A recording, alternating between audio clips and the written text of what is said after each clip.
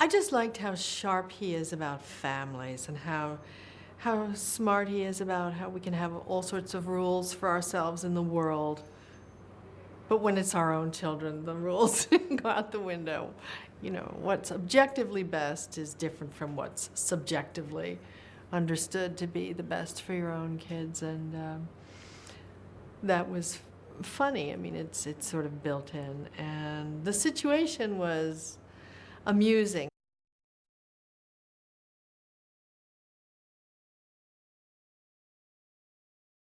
When I read the script, I did not know what was coming, and I thought, well, this is an interesting story about a shrink who's really trying to help this young woman, and she has problems with her son. I can relate, you know, and then it all kind of explodes. It was very funny.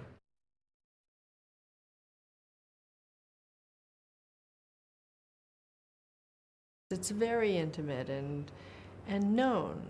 You feel very, these people feel familiar, even if you're not Jewish, even if you're not, you know, from New York, even if you're not an analysis, you can relate to these people. Their problems are problems of commitment, of letting go, things like that.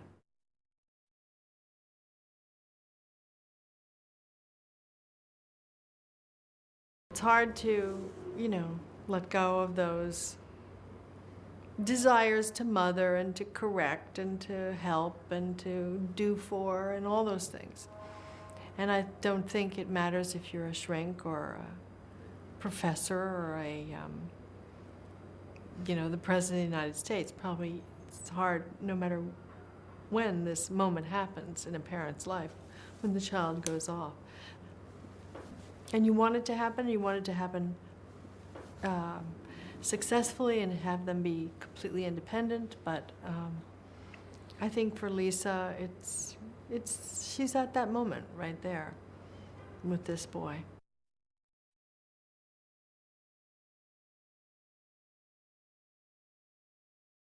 I think those are real concerns, that he would be with someone who would make his life difficult for him, who would complicate what's already complicated in all of our futures, you know, and there's enough out there that makes it hard to mitigate against trouble.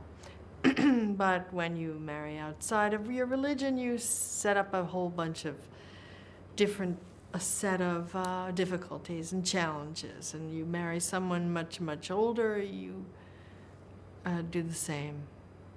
And the world's not fair, but that's the way it is. And so for a child, you hope to eliminate the threats to their happiness. And that's why mothers are controlling. I wouldn't know, I mean.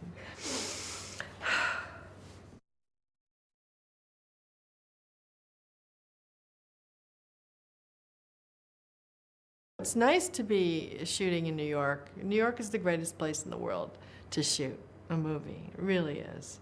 It's so much fun. It's nice to come home and go see a movie and be a person, you know, at night. I don't know, it's like shooting on the streets of a small town, people say. Hey, Meryl, hey, you know, it's nice.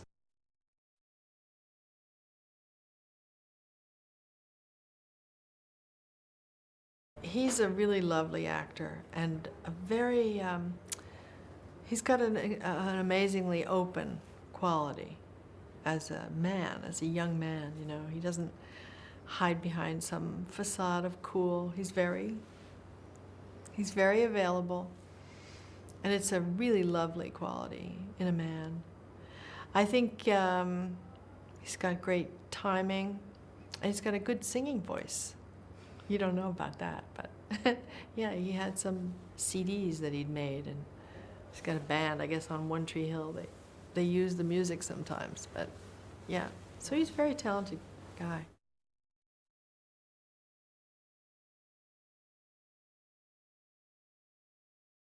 La Divina Uma.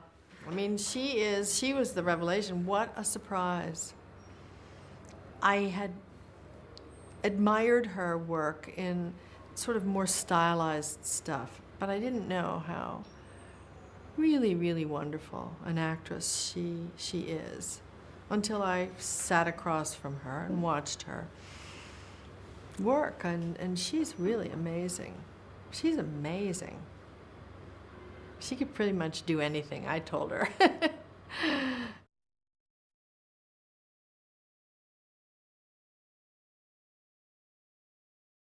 Rafi does go through a lot of different things in this, and I think a lot of people could relate to her problems, even though they don't have Uma's specific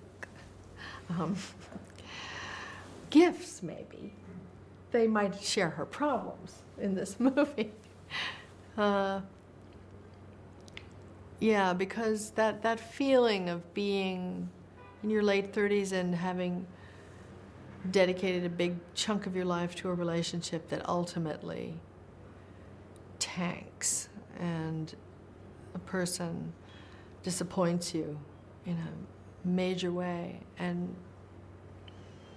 you're left hanging out to dry.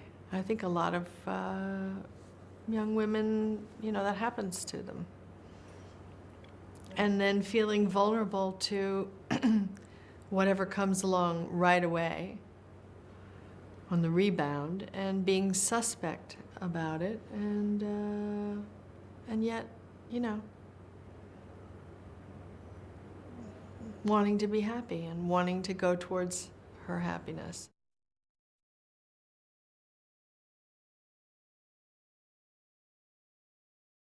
There was a scene with my son on the couch where